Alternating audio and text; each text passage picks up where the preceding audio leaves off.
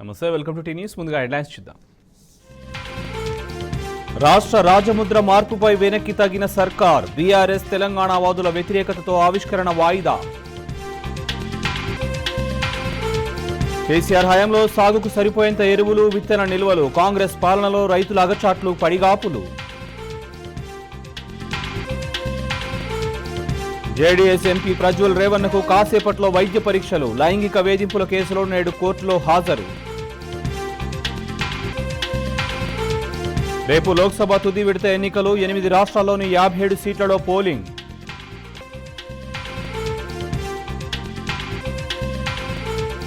Hush money కేసులో Donald Trump దోషి, నిర్ధారించిన New York court July 11న శిక్ష ఖరారు.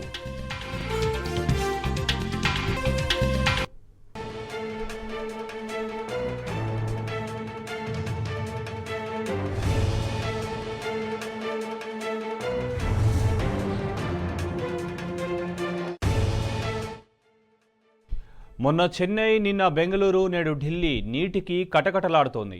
దేశ రాజధానిలో నీటి కష్టాలు తీవ్రమయ్యాయి. గుక్కెడు నీళ్లు దొరక్క ఢిల్లీ వాసులు నానా ఇబ్బందులు పడుతున్నారు. కనీస అవసరాలకు నీళ్లు లభించక ప్రజలు ఇబ్బందులు పడుతున్నారు. అరకొరగా వచ్చే ఢిల్లీ జల్ బోర్డు వాటర్ ట్యాంకర్ల కోసం కళ్ళు కాయలు కాచేలా ఎదురుచూస్తున్నారు. ట్యాంకర్లు వస్తే చాలు బిందెడు నీటి కోసం ప్రమాదాలు కొని తెచ్చుకుంటున్నారు. చాణక్యపురిలో నీటి కోసం ట్యాంకర్లతో జనాలు పడుతున్న తంటాల వీడియో అక్కడి పరిస్థితికి అద్దం పడుతోంది.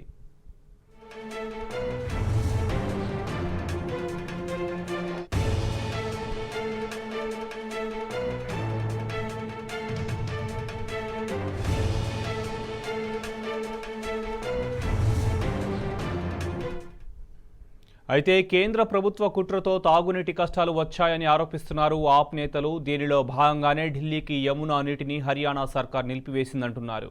హర్యానా నుంచి రావాల్సిన నీటి వాటా కోసం పోరాడుతున్నామని చెబుతున్నారు. మరోవైపు నీటి కొరతకు చెక్ పెట్టేందుకు కీలక నిర్ణయం తీసుకుంది కేజ్రీవాల్ ప్రభుత్వం. ఎవరైనా నీళ్లను వృధా చేస్తే 2,000 రూపాయల జరిమానా విధించనున్నట్లు ప్రకటించింది. కార్లను కడగడం, ట్యాంకులు ఓవర్ఫ్లో చేయడం, నిర్మాణం కోసం గృహ నీటి సరఫరాను ఉపయోగించడం వంటి వాటిని అరికట్టేందుకు ఈ నిర్ణయం తీసుకున్నట్లు పేర్కొంది. ఇక ఇదే అంశానికి సంబంధించి మరింత సమాచారం మా ప్రతినిధి లివిల్ నడి తెలుసుకుందాం. లివిల్, చెప్పండి.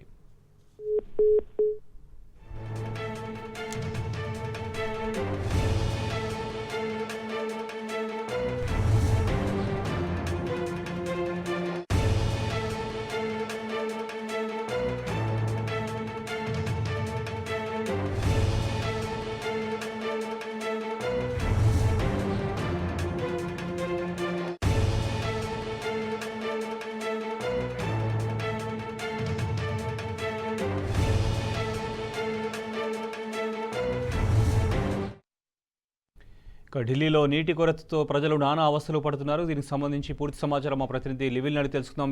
లివిల్, చెప్పండి. శోభన్, మొన్న చెన్నై, బెంగళూరు, ఢిల్లీ దేశంలోని ప్రధాన నగరాలన్నీ కూడా తాగునీటి కటకటలాడుతోంది. దేశ రాజధానిలో నీటి కష్టాలు తీవ్రమయ్యాయి. నీరు దొరక్క ఢిల్లీ వాసులంతా కూడా ఇబ్బంది పడుతున్న పరిస్థితి కనిపిస్తుంది.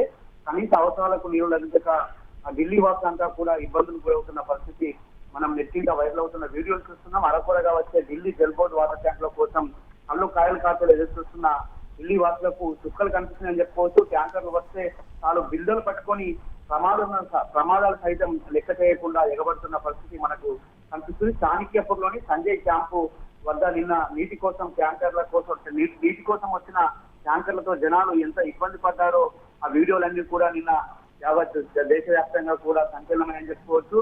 అయితే కేంద్ర ప్రభుత్వం కుట్రలతోనే తాగునీటి కష్టాలు వచ్చాయని చెప్పేసి ఆమ్ ఆద్మీ పార్టీకి సంబంధించిన ప్రభుత్వ నేతలంతా ప్రభుత్వ నిన్న ఖండించారు. దీనిలో బాగా ఢిల్లీ యమునా నది నుంచి నీటిని హర్యానా సర్కార్ నిలిపివేసిందంటున్నారు. హర్యానా నుంచి రావాల్సిన నీటి వాటా కోసం పోరాడదామని ఇప్పటికే హర్యానా ప్రభుత్వానికి సైతం లేఖ రాశామని చెప్పేసి కూడా నిన్న ఆప్ మంత్రి ఆర్టీసీ చెప్పారు. మరోవైపు నీటి కొరతతో పెట్టేందుకు ఆ ఢిల్లీ ప్రభుత్వం కీలకమైన నిర్ణయం తీసుకుంది. ఎవరైనా నీటిని వృధా చేస్తే 2,000 జరిమానా విధిస్తున్నట్టు కూడా ప్రకటించింది. అంతేకాకుండా కార్లు కావచ్చు, ఇతర బైకులు కావచ్చు కడగటం, ట్యాంకర్లకు ఓవర్ఫ్లో చేయడం, నీటి నిర్మాణం కోసం గృహ నీటి అవసరాలను ఉపయోగించడం వంటి వాటిని అరికట్టేందుకు ఈ నిర్ణయం తీసుకున్నట్టు కూడా పేర్కొంది. అంతేకాకుండా నిన్న ఢిల్లీలో ఏదైతే నీటి కటకట అంతా కూడా కేంద్ర ప్రభుత్వమే కారణమని చెప్పేసి కూడా ఆఫీసు చెప్పారు. ఏదేమైనప్పటికీ ఢిల్లీలో నీటి కొరత తీవ్రంగా అయిందని చెప్పుకోవచ్చు. ఇటు నీటిని అరికట్టేందుకు అనేక చర్యలు చేపట్టినప్పటికీ కూడా ఎక్కడ కూడా అంత ఆశించిన స్థాయిలో నీరు అందక జనాలు మాత్రం తీవ్ర ఇబ్బంది పడుతున్నారు. నిన్న ఢిల్లీ ఆమ్ ఆద్మీ పార్టీకి సంబంధించిన మంత్రి యమునా నదిని కూడా పరిశీలించారు. వజ్రాబాద్ లోని యమునా రిజర్వాయర్ ను పరిశీలించి నీటి మొత్తం 674 అడుగులు కాగా కానీ 670 అడుగులకు పడిపోయిందని చెప్పేసి కూడా ఆమె ఆవేదన వ్యక్తం చేశారు. నీటి కొరతపై ప్రత్యేక సమావేశాన్ని కూడా ఏర్పాటు చేసినట్టు చెప్పారు. ఆ తర్వాత మీడియాతో మాట్లాడుతూ ఢిల్లీలో ప్రస్తుతం నీటి తీవ్రంగా ఉంది. గరిష్ట స్థాయిలో ఉష్ణోగ్రత నమోదవుతున్న నేపథ్యంలోనే యమునా నదిలో నీటి మట్టం క్రమంగా తగ్గుతుంది. దీని నేపథ్యంలో హర్యానా నుంచి ఢిల్లీకి రావాల్సిన నీటి వాటాను విడుదల చేయకపోవడం వల్ల దేశ రాజధాని ఢిల్లీలో సంక్షోభం ఏర్పడిందని చెప్పేసి కూడా ఈ సందర్భంగా చెప్పారు. ఇప్పటికే కేంద్రానికి లేఖ రాస్తామని హర్యానా ప్రభుత్వానికి రాశామని చెప్పేసి కూడా చెప్పింది. ఖచ్చితంగా కేంద్ర ప్రభుత్వం దీనిపై చొరవ చూపి ఢిల్లీ ప్రజలకు నీళ్లు అందే విధంగా చర్యలు చేపట్టాలని చెప్పేసి కూడా ఆమ్ ఆద్మీ పార్టీకి సంబంధించిన ప్రభుత్వానికి సంబంధించిన ఆర్టీసీ చెప్పారు. ఆ నీటి వరదలు విడుదల చేయకపోవడంపై సుప్రీంకోర్టు సైతం ఆశ్రయిస్తామని ఆమె సందర్భంగా చెప్పారు. సమస్యల పరిష్కారానికి అన్ని ఏర్పాటు చేస్తున్నామని Delhi Jal board central water tanker control room కూడా ఏర్పాటు చేస్తున్నట్టు ఆమె చెప్పారు. దీన్ని ఇండియన్ అడ్మినిస్ట్రేటివ్ సర్వీస్ అధికారి పర్యవేక్షిస్తారని, ప్రజలు నీటి ట్యాంకర్ కావాలంటే 116 కాల్ చేయాలని చెప్పేసి కూడా ఈ సందర్భంగా చెప్పారు. ఒకవేళ నీటిని వృధా చేస్తే మాత్రం కఠిన చర్యలు ఉంటాయని చెప్పేసి కూడా ఈ సందర్భంగా చెప్పారు. ఏదైతే నిన్న ఢిల్లీలో ఏర్పడ్డ నీటి సంక్షోభం యావత్ దేశాన్ని కుదిపేసిందని చెప్పుకోవచ్చు. ఢిల్లీ రాజధాని దేశ రాజధాని ఢిల్లీలో నీరు తాగునీటి దొరక ప్రజలంతా కూడా ఇబ్బందులు పడుతున్న పరిస్థితున్న చిన్నపిల్లలు వృద్ధులైతే వారి ఇబ్బందులకు అంతులేదని చెప్పుకోవచ్చు. ఒక ట్యాంకర్ వస్తే సంఖ్యలో పిల్లలు పట్టుకొని ట్యాంకర్లపైకి ఎగపడుతున్న పరిస్థితి కనిపిస్తుంది.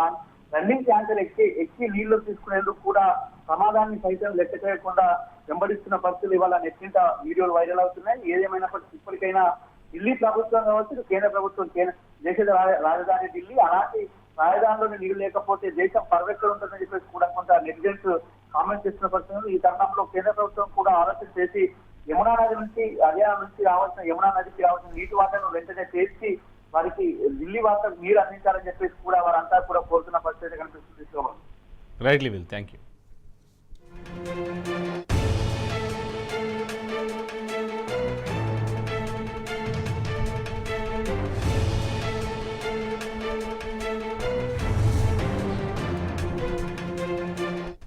రాష్ట్ర అధికారిక చిహ్నం తెలంగాణ తల్లి విగ్రహంలో మార్పు చేర్పులపై ప్రభుత్వం వెనక్కి తగ్గింది. తెలంగాణ వాదులు ప్రజల నుంచి తీవ్ర వ్యతిరేకత వస్తుండటంతో తాము తీసుకున్న ఏకపక్ష నిర్ణయాన్ని వాయిదా వేసింది. అసెంబ్లీలో చర్చించాకే వీటిపై నిర్ణయం తీసుకుంటామని సీఎం రేవంత్ రెడ్డి ప్రకటించారు. జై జై హే తెలంగాణ గేయాన్ని రాష్ట్ర గీతంగా కేబినెట్ ఆమోదించినట్లు తెలిపారు.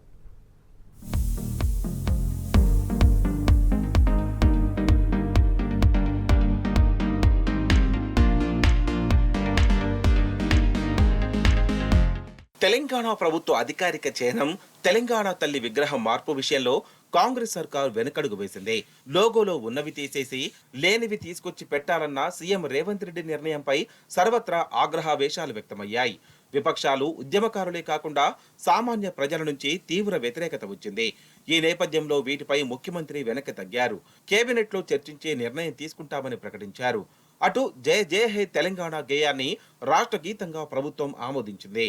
గురువారం సచివాలయంలో శాసనమండలి చైర్మన్ గుత్తా సుఖేందర్ రెడ్డి, శాసనసభ స్పీకర్ గడ్డం ప్రసాద్, మంత్రులు, సిపిఐ, సిపిఎం ప్రతినిధులు, కవి అందెశ్రీ, సంగీత దర్శకుడు కీరవాణి, మాజీ ప్రజా ప్రతినిధులు, ప్రజా సంఘాల నేతలతో సీఎం సమావేశమయ్యారు.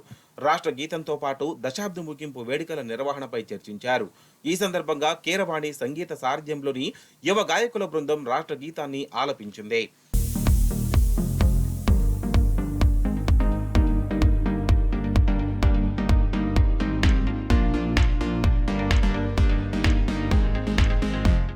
రాష్ట్ర కేబినెట్ భేటీలో తీసుకున్న నిర్ణయం మేరకే జయ జయ హే తెలంగాణ గేయాన్ని రాష్ట్ర గీతంగా ఆమోదించినట్లు సీఎం రేవంత్ రెడ్డి ప్రకటించారు.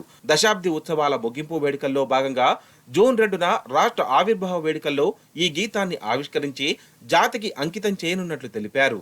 జయ జయ హే తెలంగాణ గీతాన్ని 2 వెర్షన్లలో రూపొందించినట్లు తెలిపారు. పూర్తి గీతం 13 నిమిషాల 30 సెకన్లు, అలాగే ప్రభుత్వ కార్యక్రమాల్లో ఆలపించేందుకు వీలుగా 3 చరణాలతో సంక్షిప్త గీతం 2 నిమిషాల 30 సెకండ్లు ఉంటుందని వివరించారు. ఈ రెండింటిని రాష్ట్ర గీతంగానే పరిగణిస్తామని స్పష్టం చేశారు. ఉద్యమ కాలంలో అందరినీ ఉర్రూతలూగించిన తెలంగాణ ఖ్యాతిని చాటిన గీతాన్ని భవిష్యత్తు తరాలు పాడుకునేలా అందరి ఆమోదంతోనే రాష్ట్ర గీతంగా ఆమోదించినట్లు తెలిపారు. కవి రచయిత అందశ్రీ 20 ఏండ్ల కిందట రాసిన గీతాన్ని యథాతథంగా ఆమోదించామని చెప్పారు. ఆస్కార్ అవార్డు గ్రహీత కీరవాణి సంగీతంతో పాటు స్వరాలు కూడా కూర్చినట్లు తెలిపారు.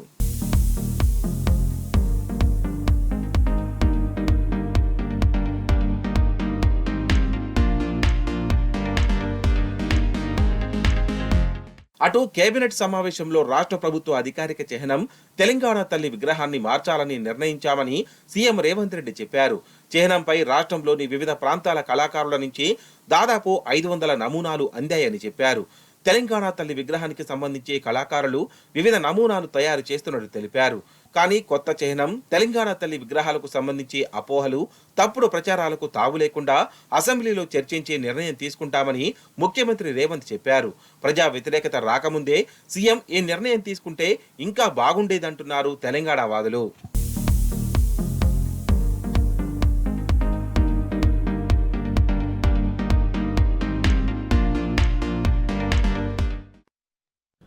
డామిట్ కథ అడ్డం తిరిగింది. రాష్ట్ర అధికారిక చిహ్నం మార్పు విషయంలో సీఎం రేవంత్ రెడ్డి వ్యూహం బెడిసికొట్టింది. అధిష్టానం అదిలించడంతోనే రేవంత్ ఒంటెద్దు పోకడకు చెక్ పడిందా? సొంత పార్టీలో చిచ్చు రగలడంతోనే లోగో విషయంలో అమాంతం వెనక్కి తగ్గాల్సి వచ్చిందా?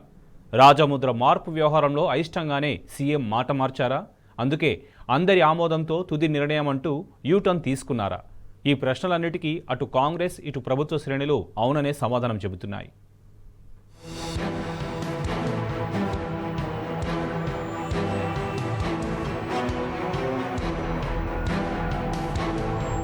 రాష్ట్ర అధికారిక చిహ్నం మార్పుసగా ఢిల్లీ పెద్దలను తాకింది. రాజముద్ర రచ్చ రాష్ట్రంలో ప్రతిపక్ష బీఆర్ఎస్ చేస్తున్న ఆందోళనలు మంత్రులు, కాంగ్రెస్ సీనియర్లు హైకమాండ్కు చేరవేసినట్టు తెలుస్తోంది. చివరికి అధిష్టానం మందలింపుతోనే సీఎం రేవంత్ రెడ్డి అధికారిక చిహ్నం మార్పుపై తన నిర్ణయాన్ని వెనక్కి తీసుకున్నట్టు సమాచారం అందుతోంది. లోగోలో మార్పులు, చేర్పులు చేయాలన్న రేవంత్ నిర్ణయంపై కాంగ్రెస్లోనే భిన్నాభిప్రాయాలు వ్యక్తమయ్యాయట. కొందరు మంత్రులు, ఎమ్మెల్యేలు సీఎం నిర్ణయాన్ని బాహాటంగానే వ్యతిరేకించారట. అధికారిక చిహ్నంలో కాకతీయ తోరణం, చార్మినార్ ఉంటే తప్పేంటన్న అభిప్రాయాన్ని వాళ్లంతా బాహాటంగానే వ్యక్తం చేసినట్లు విశ్వసనీయ వర్గాలు చెబుతున్నాయి. ఇది మన సాంస్కృతిక నేపథ్యాన్ని, వారసత్వ సంపదను ప్రజలకు దూరం చేసినట్లే అని కూడా రేవంత్ పై సీనియర్లు సీరియస్ అయినట్లుగా తెలుస్తోంది.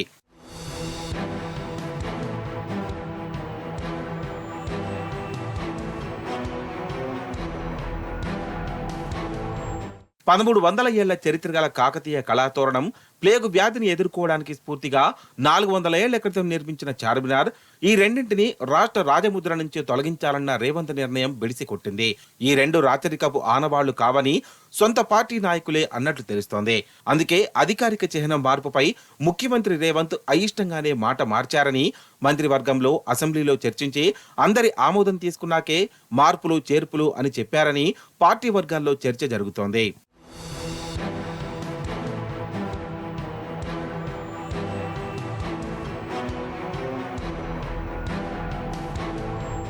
ఇక రాష్ట్రాల రాజముద్రాల విషయంలో కేంద్ర ప్రభుత్వం గతంలో ఓ చట్టాన్ని చేసింది. ఏ రాష్ట్రమైనా ఆ చట్టానికి లోబడే అధికారిక చిహ్నాన్ని రూపొందించుకోవాల్సి ఉంటుంది. ఈ విషయంలో తెలంగాణ తొలి ప్రభుత్వం సమర్థంగా వ్యవహరించింది. నాటి కేసీఆర్ ప్రభుత్వం పూర్తి చట్టబద్ధంగా చర్యలు తీసుకుంది. తెలంగాణ సంస్కృతి, సాంప్రదాయాలు, వారసత్వం ఉట్టిపడేలా అధికారిక చిహ్నాన్ని రూపొందించింది. తరువాత ఆ రాజముద్ర ప్రతిని కేంద్రానికి పంపించి సమ్మతి తీసుకుంది.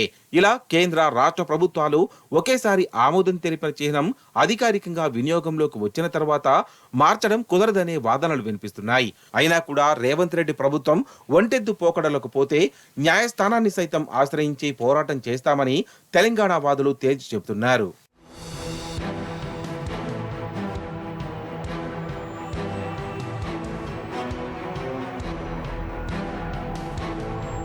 అధికార పీఠం ఎక్కిన నాటి నుంచి సీఎం రేవంత్ రెడ్డిది ఒకే పాట.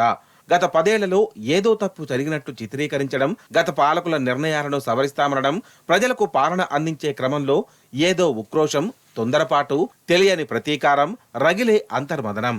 తెలంగాణలో తొలి ముఖ్యమంత్రి కేసీఆర్ ఆనవాళ్లు లేకుండా చేస్తామనేంత స్థాయిలో కసి, తాను అనుకున్నది జరిగి తీరాలనే పంతం. ఈ క్రమంలో అధికారం శాశ్వతం కాదన్న విషయాన్ని రేవంత్ తెలుసుకోలేకపోయారు. గత పాలకులకు కొనసాగింపే ప్రస్తుత ప్రభుత్వ పాలన అన్న వాస్తవాన్ని గుర్తించలేకపోయారు. పాలనలో నాడైనా నేడైనా చట్టానికి కట్టుబడి నిర్ణయాలు ఉంటాయన్న విచక్షణను కోల్పోయారు. ఫలితం ఏకపక్ష ప్రకటనలు, ఆధిపత్య నిర్ణయాలు, ఒంటెద్దు పోకడలు, రాష్ట్ర అధికారిక చిహ్నంలో మార్పులకు ప్రయత్నాలు. కానీ అక్కడ హైకమాండ్ ఉంది, పార్టీలో సీనియర్లు ఉన్నారు. వారు ప్రతి విషయాన్ని ఢిల్లీ పెద్దలకు తీసుకెళ్లారు. చివరికి ఎంత రంకెలేసే ఎద్దైనా సరే మెడవంచాల్సిందే, తల దించాల్సిందే అన్నట్టుగా పైనుంచి రేవంత్ కు మందలింపులు ఎదురైనట్టు తెలుస్తోంది. చివరకు రాష్ట్ర అధికారిక చిహ్నం మార్పుపై ఆయన వెనక్కు తగ్గాల్సి వచ్చింది. హైకమాండా మజాకా? That is Congress.